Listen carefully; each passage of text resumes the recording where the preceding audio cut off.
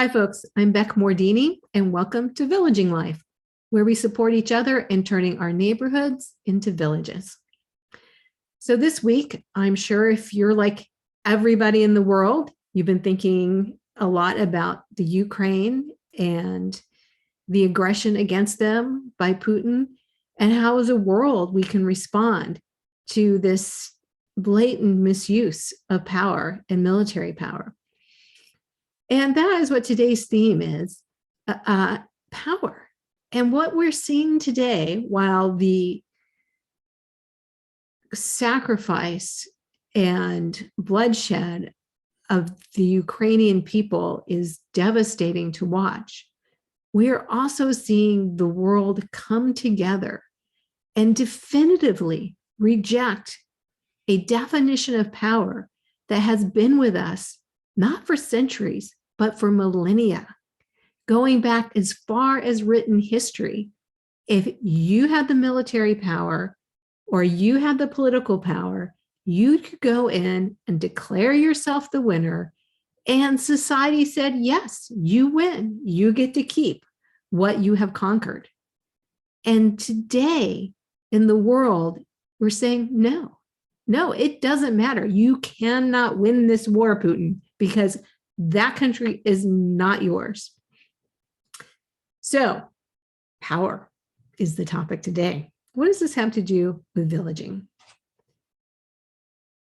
Villaging is very much in tune with a new way of looking at power. We need a new way of looking at power. It's one thing to say what power is not, but what is it? I believe we are transitioning as a human organism from the power over to an organism that runs on the power to. I love this little graphic, don't you? Because everybody can fly. The power to is an uplifting power. It's the power to create, to bring people together, to make things happen as together, not to put power over to make other people do what you want. And you'll notice that right away when you start to understand the structure of villaging. Villaging is not a centralized action movement to get everybody to do the same thing. Villaging connects, we can see my cursor, one person to the other through their activities. So here's this one house is connected to their neighbor through gardening. This house is connected to their neighbor through canning, what comes from their gardens. These people are gardening. They also found the canner. And then these people are connected through bike repair. And these connections happen all over. You can be connected to two people. These people are connected over here, making a pod of three. Right now, I'm calling two people a link, three people a pod. And together, these connections are what form the net. Much of this happens organically. And at villaging.life, we hope to be producing more tools and sharing stories to help villagers find each other and figure out how to do this successfully. Can this work? Well, we're not alone. We have been talking about alternatives to power over for quite a while. Look at biomimicry. Biomimicry is when we are inspired by nature. Engineers have used this to look at new ways to create things, but it also inspires our social structures. So when you think about how connections spread in your neighborhood through villaging, what I imagine is, have you seen Fantastic Fungi? Have you seen how all those threads and roots start to spread out, and soon they cover not only the whole forest floor, but scientists think that it could be a worldwide network. Certainly goes across much further than what we can see underground. That's very exciting. Sociocracy is a way of organizing our organizations so that they are built across, instead of a hierarchical chart like this, that they are built with circles that interact with each other, but don't control each other. And finally, this isn't just in biomimicry or in social activities, but even business has studied this. And this chart is from a business study that says this is what your organization looks like in your org chart, but this is how things actually get done. So this decentralized way of functioning, we see it everywhere. And I believe it's time to build a movement that's actually based on that decentralized way of acting. So most models tell you, gather a group of like-minded people and start talking and planning until you can get enough people to create things the way you want them to. And that works. I mean, I'm not saying we should abandon that, but I'm saying it leaves a lot out. And you know what you find, how big does your group need to be? And you start focusing on bringing in more people instead of what you're doing. You focus on like-minded people, which keeps you locked into your tribe. And I believe one of the problems we have right now is everybody's so locked into their tribes, we've lost the ability to talk to each other outside of those tribes. And then you spend a lot of time meeting. And I know this because I have been an activist for a long time in everything from co-housing to climate action to, kids planning the kids' banquet, right? For my son when he was on track. There's a lot of meetings that go on. And we are trying to start with the work, not the meetings. So here's villaging. You start with the practical skill, making, fixing, growing, brewing. You invite a neighbor, anyone within walking distance. This may not be somebody in your tribe or somebody you know who might be considered the safe choice, but it's a way to connect across to somebody that you want, that you're willing to experiment with creating a connection with. And then you share the work. So let's take gardening, for example. You're going to share the weeding and the watering and maybe the costs. And when you share the bounty with each other, you may even have an excess abundance that goes out beyond your two households, which is exciting. So the goal of villaging is not to get everyone in your neighborhood to join you. What? How can we change the world if we aren't recruiting and organizing, if we're not getting everybody to build a village? What are we doing then? The goal is to empower people to develop and share their skills and passions, to bring them out of their homes, away from their screens, and out into their neighborhood. And through work, we build relationships and we learn to rely on each other instead of the brittle systems and the false narratives that we get from our screens.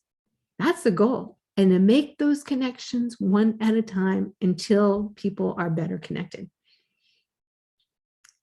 The neighborhood that works together will come together in crisis and in times of celebration. So you see the little note, villaging is not based in fear of the future. You don't have to be afraid of systems collapse, cybersecurity, which are all real threats, but it's not based on reacting to that fear. It's based on building the connections first so that whatever comes, we have a more resilient community. And I want to say a little bit more too about why we're not reaching for like-minded people. Well, we know why, right? Because we need to move beyond these tribes. And we don't want, this isn't a movement built on beliefs. You don't have to believe the same things I believe in order to be connected in our neighborhood village. But you do need two key values. You need to value usefulness. What can we learn and share that is useful to us and our community? And connection. You have to want to reach out. You can do your baking, your brewing, your prepping in your own household. But this is for people who really do value being part of a community and understand that that's more resilient than being on your own. So I want to finish up with a quick little story about Little Red and the bank robber. So this is a completely true story in the way of storytellers of how a backyard hen helped to catch a bank robber. So indirectly, of course, you can see here is my backyard hen. This is Little Red and her buddy Lucy. And when we had these hens, we had way more eggs than we could use. So Little Red and Lucy, they laid kind of brown eggs. And you can see our little spotted hen back here, can't remember her name, laid blue eggs. And we also had some white eggs. And there were just too many eggs. And so it was no question at all that we wanted to share with our neighbors. That also helped them put up with the song that our hens sang every time they laid an egg.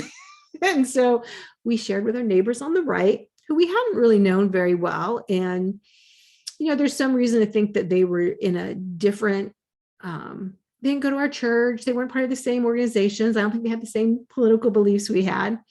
And then our neighbor on the left had little kids, and my son was older. So we wouldn't have contacted each other very much either, but they were also gardeners.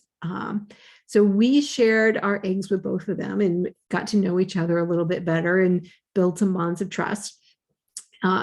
So one day, somebody who lives in our neighborhood, it was not a particularly bad neighborhood, but decided to rob a bank that was just a couple of blocks away. He stole $2,000 and escaped on foot. Not the brightest bank robber. So our neighbor on the right noticed that our door was open, which seemed odd because nobody was home.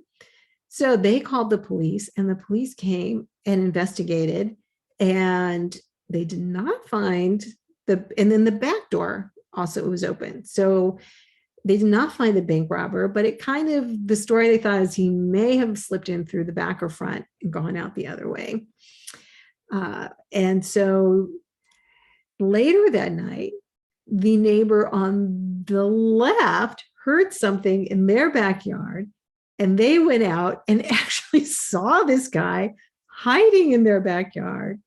And they went and called the police, who came back, and eventually they caught this guy who was kind of running around hiding behind bushes in our backyards. I say that I'm giving Little Red credit because it was her eggs that brought us together and allowed us to work together as a neighborhood, to keep an eye out for each other and to care about each other, to know what was normal and what wasn't in our households, and to help bring this to justice. Well, that will definitely not be my last chicken story for villaging, but it is my last story for tonight. So I want to leave you with the hope and the promise of this time, that even though it's a time of war, that maybe we are becoming more and more clear that it might be our last war, and getting closer to that last war as we redefine what's a legitimate use of power and how we want to use power as a world society, and how we use it in our neighborhoods and in our activism. So have a happy villaging week, and I'll talk to you next time. Bye.